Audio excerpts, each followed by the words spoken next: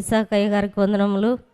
నా సాక్ష్యం ఏమంటే, నేను 2 సంవత్సరాల నుండి ఇక్కడ కడప ప్రాంతానికి ప్రార్థనకు వస్తూనే చెప్పలేనన్ని దీవెనలు నా జీవితంలో జరుగుతూ వచ్చినాయి. అందును బట్టి దేవునికి స్తోత్రములు.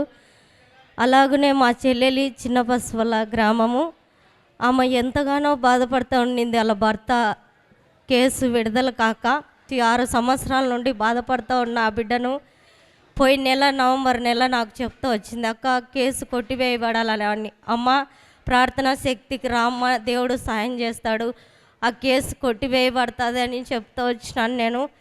దేవునికి స్తోత్రములు. ఇక్కడ నుండి అయ్యగారు ప్రార్థన చేసినాడు ఆ రోజు.